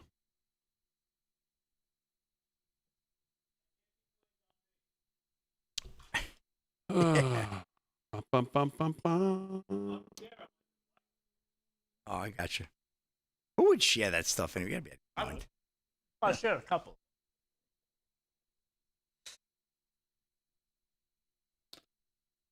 Well, that's a man jug you got there. Oh yeah, that's Paul's jug. Where's Paul's jug? That's a big one. You gotta bring that. You gotta bring that for the show on Friday night. They're like going crazy. Beef jerky. Oh really? What's going on in the chat? Chat. Someone sent in grass-fed. Oh, they got snacks. That's right. Delgado went to get some Buc-ee's nuts. No. No, I got some chips. They got more crap on the set here. It's great. Not crap. This is good quality stuff. Exactly. I even got Fun Dip. Who has Fun Dip? I have Fun Dip. We live for processed foods. Come on. I'm going to tell you this grass-fed, no sugar. Look at these nuts. Beef jerky is pretty good. Now, was that dropped off on Friday? I don't know. It was over there. I think it was. Yeah. What was her name that dropped it off? The fitness girl. Oh, what's her name? I forget. Was your Hershey bar in date Friday night?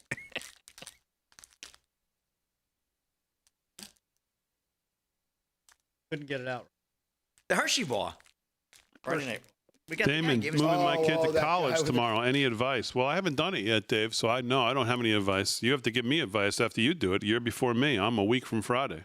What do you got to do? Dave Syverson says he's moving one of his kids to college. Do I have any advice? How far? How far is that? I don't know. Community college. You're going to see how much different it is when you drop your boy off compared to your girl. It's like a night and day difference. I dropped my kid off at college with he had a bag this big and like a sandwich. My daughter's like, I need a fridge, I need this. It was like levels. I'm building shelves. Setting up camp. I'm not even kidding. My kid, I'm like, this is all you packed? I'm not set on, I'm not sure I'm going to let her leave.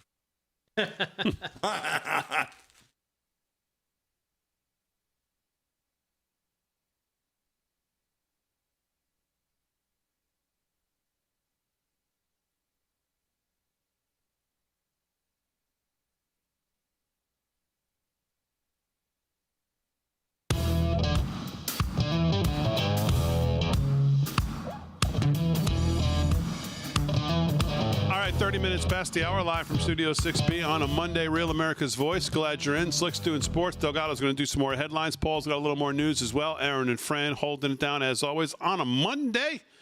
And, of course, glad you're in on the chat. Make sure you follow us on all our social media at LFS6B. Make sure you follow the YouTube channel, Facebook, X, Rumble, Getter, wherever we are. Truth, of course, Truth. Make sure you follow us. So we'll get to all that, more news, more sports. But right now, please welcome back to the show. He is the Chief of Maternal and Prenatal Health at the Wellness Company. That is Dr. James Thorp. Dr. Thorp, welcome back to the show. How are you? Hey, guys. Thanks very much for having me back. It's great to be back with you. Yeah, it's always great to have you on. We always appreciate a few moments to talk about, MAHA, Make America Healthy Again. I feel like it's getting a lot of traction, a lot of good stuff going on. Last week, Robert Kennedy dealt with mRNA, canceling 22 mRNA vaccines, covering everything from COVID to flu. And what amazes me about this is when I see Republican not so-called, obviously, but like you look at Bill Cassidy, Dr. Bill Cassidy, Republican, and he comes out and he just scorches, talking about how great this is that we're dumping all this money into mRNA. And we all saw what happened with the COVID vaccines. We all saw most of this technology chasing pretty much dead ends. They're going to repurpose the money into things that actually matter. But yet here you have Republicans coming out and saying, oh, this is just a terrible thing. Tell me, number one, what you thought about him canceling these contracts and what does it really mean? I think it's really incredible. It is a strong show of force. It is robust. He stated exactly the truth, that this technology has been a dead end.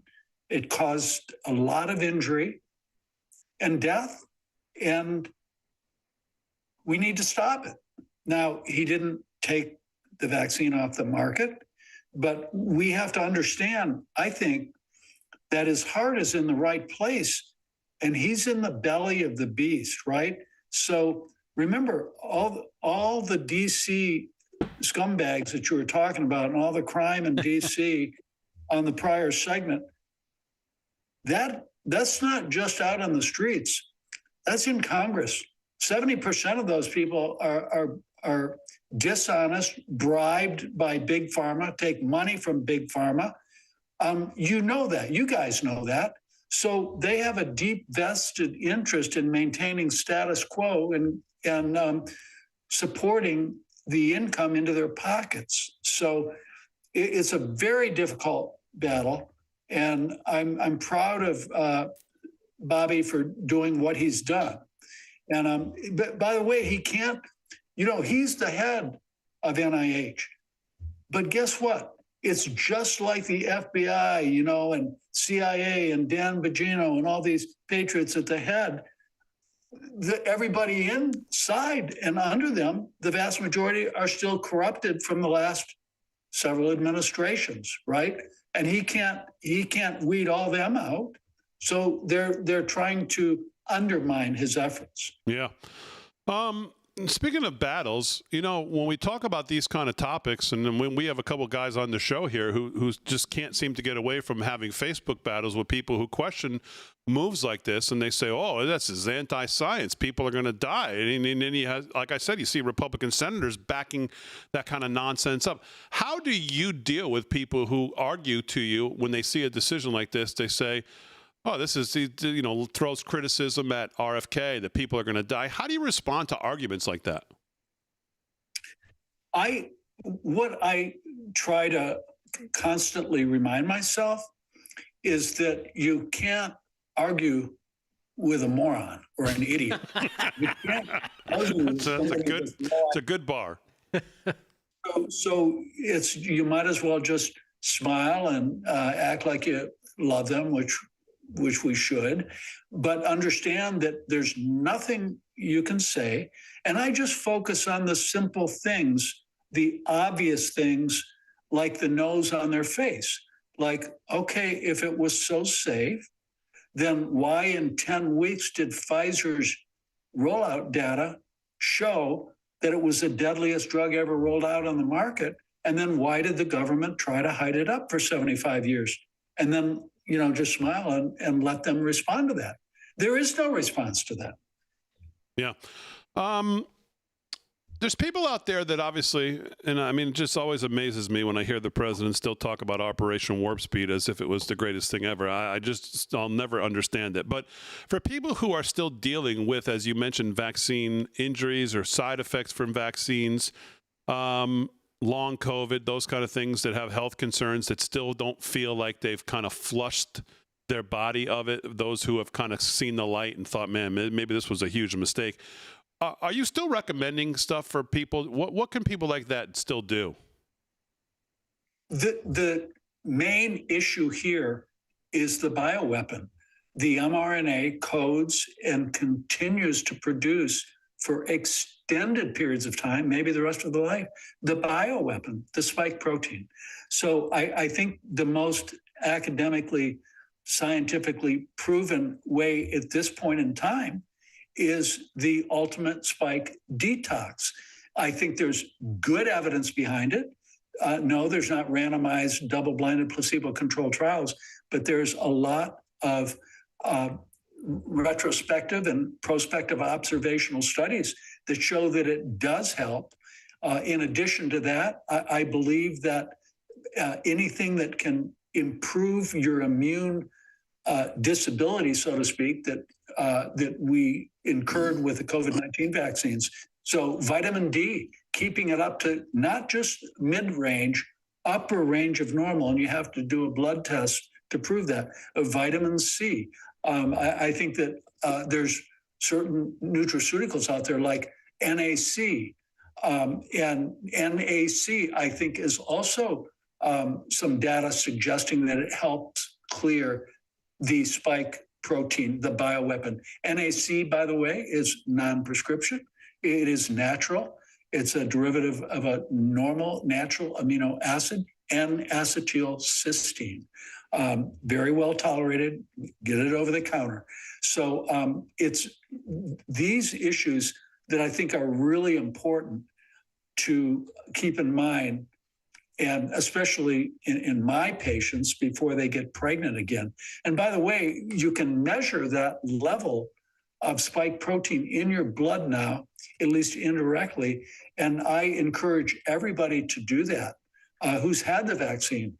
I have patients that have been over 4 years from their last shot that have still massively elevated titers of the spike protein antibody. And people can order that themselves. They can go to a private portal. They don't have to go to a doctor. It's got to be ordered from the LabCorp laboratory. It's a quantitative spike antibody, and it'll give you a level. And if that level is elevated, it's all the more reason to be careful and to use these, especially the ultimate spike detox, religiously. Yeah. We're speaking with Dr. James Thorp from The Wellness Company. You can visit him online, twc.health/voice, twc.health/voice, promo code VOICE at checkout. You know, Doc, I was just sick for the first time in a while. I had a really quite significant fever for a couple days, running at about 103.7. And the congestion I had was really incredible with the body aches and the whole thing. Very, very flu-ish. I don't know what strain. But somebody sent me a thing and said, Damon, maybe you got bit by a mosquito. And I kind of at first chuckled. And then I heard the story of what's going on in China, and they seem to be locked down with some kind of mosquito-borne virus. I mean, obviously, I don't think that's what I had, and I feel better now. I never had any lung issues, although I had a lot of congestion. But what can you tell us about what's going on there and the response so far? Is this anything we need to worry about here? I think it's something that we should be aware of. Chikungunya. Chikungunya is a virus. It's one of the several viruses that are transmitted by a mosquito bite. And, we keep having these threats from Bill Gates, who is a psychopath. And he's making these trillions of mosquitoes and letting them out over the United States of America. I don't know how we can let him do that, but these are potentially chikungunya. I don't think is quite as serious as Lyme disease, which also comes from a mosquito. It's a disease that can cause symptoms like you had, fever, usually 3 to 5 days after a mosquito bite. And you can get some muscle aches and pains and fever and lethargy, sometimes rash and arthritic-like joint pains. And it's usually self-limiting, but occasionally it can go on and present some chronic and more serious injuries, including neurological injuries and including a chronic arthritis type symptoms. Yeah. We were speaking with Dr. James Thorp. Okay, you can visit him online, twc.health/voice, twc.health/voice. Doc, I always appreciate you giving us a few moments. Thank you very much. Thanks for having me on, you guys. Have a great night. Dr. James Thorp from the Wellness Company, twc.health/voice. Let's do some headlines at 41 past the hour and hear what that's Rick Delgado. What's going on, Delgado? Well, it could be that you were bitten by one of Bill Gates' mosquitoes there, David. So hopefully that's not the case. We never know. Well, I don't think so, but... All right. I thought you had Legionnaire's disease. Well, I don't know about that either. It could have been, but... C, already up. Could have just been the flu, but I don't know what flu it was. It wasn't like any flu I've ever had. Right. Anyhow, jumping back into the... But that's the point with the flu thing, right? I mean... Right. They never nail what it's going to be, so the flu shots are worthless. The flu shots are worthless because they're basing the flu shot on the previous year's strain. Oh, it's such a joke. So you're never going to... It's a joke. Right, exactly. Jumping into some of the greatest headlines in the world, Damon. President Trump and Vladimir Putin are set to meet in Alaska, believe it or not. He will meet the Russian president on Friday to discuss a potential ceasefire in the Ukraine, marking the first time the leaders of the two countries have held talks since 2021. Trump claimed the conflict could be solved very soon as he announced a summit at the White House on Friday. And on a deadline, Trump has imposed on Putin to finalize a peace deal or face potential financial penalties. You might remember just recently kind of angled India into a position of them, well, you're not supposed to buy Russian oil anymore. And we saw the tariffs being used in that respect. Here is the president talking about the Putin deal and the meet earlier today at the White House. It's cut number 3. Check this out. Cut number 3. Well, we're going to have a meeting with Vladimir Putin, and at the end of that meeting, probably in the first 2 minutes, I'll know exactly whether or not a deal can be made. How will you know that? Because that's what I do. I make deals. That's what I do. And there's the president basically putting it to that reporter. That's what he does. He makes deals. He's not like lying. when he was on top of the White House, what was he doing? He's a builder. That's what he does. He goes and checks out before he builds. Ballroom, baby. All right, 17 to the hour. We'll do a little more news, sports, a little more news with Paul. Get to everybody here before we wrap it on a Monday right after this.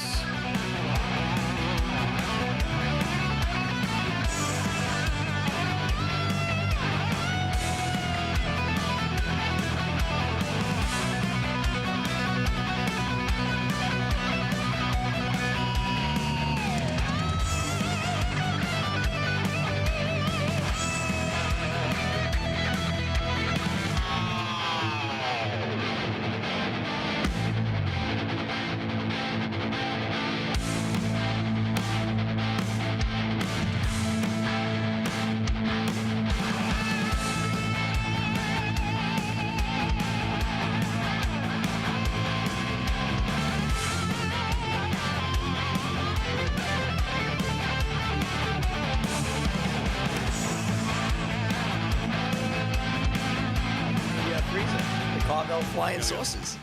No more. We can have cream. We got water. And seltzer. Oof.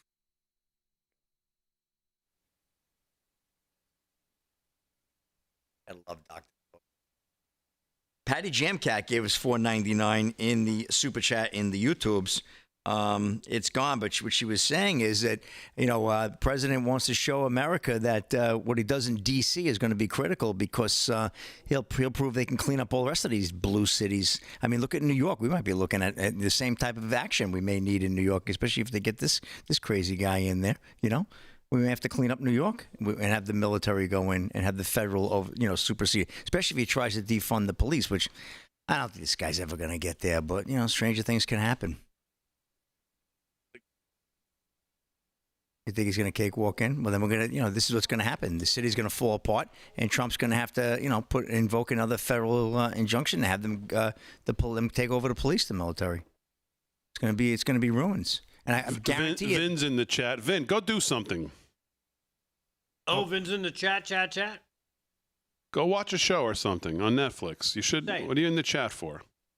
This is the problem with him. He just can't stay out of the Facebook chat. He's probably arguing with people. Isn't he out? He's out this week, right, for a few days? Then? He's out tomorrow, yeah, because he's, I don't know. Yeah, well, getting a haircut. Getting a haircut, yeah. This is an exhausting day for Ben. Getting something. Yeah, I hope you're decompressing from your day of doing nothing. Aye. Cut.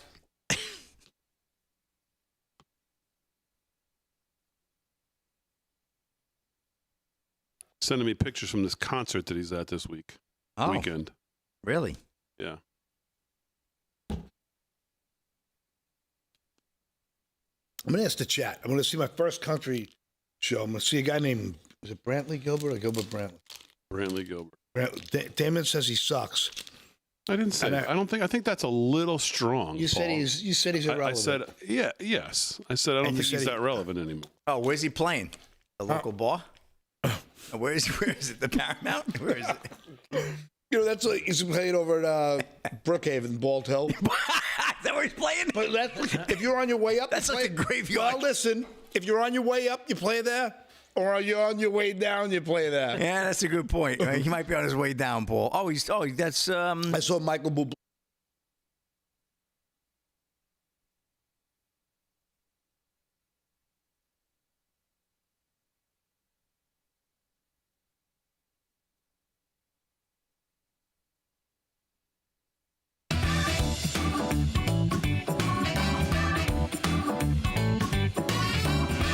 All right, 13 to the hour, live from Studio 6B. Let's wrap it up for a Monday night.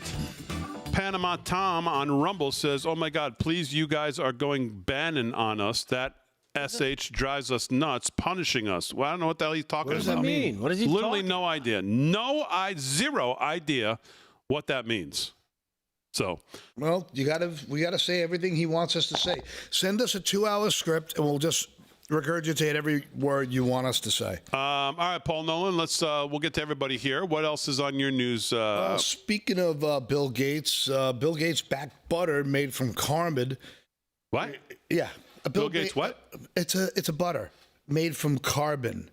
It was slammed for being disgusting, and even the billionaire admits it's strange. A synthetic butter made entirely from carbon, hydrogen, and oxygen, and backed by Bill Gates, has been slammed online as disgusting. Shocking. It's like that Irish butter in the refrigerator.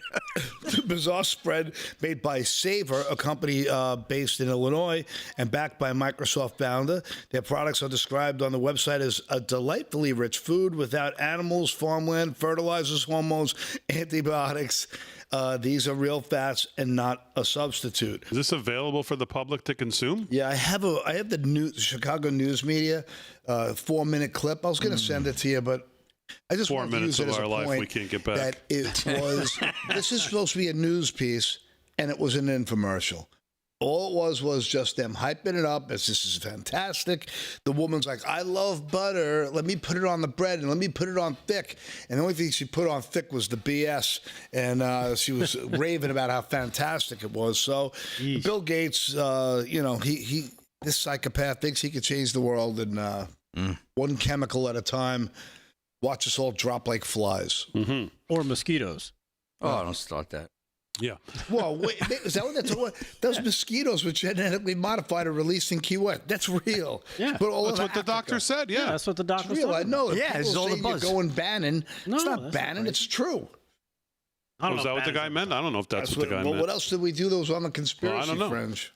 11 minutes till the hour. I do want to get to this clip, but I want to make sure I give the guys enough time to get through what they want to get to. So, Delgado, what other headlines do you want to cover? All right. In honor of Tammy and Dennis out in New Mexico, fresh claims about the infamous 2004 Tic Tac UFO encounter, Damon. Oh, here we go. Are reigning fierce debate over the true nature of the mysterious craft observed by U.S. Navy pilots off the coast of Southern California.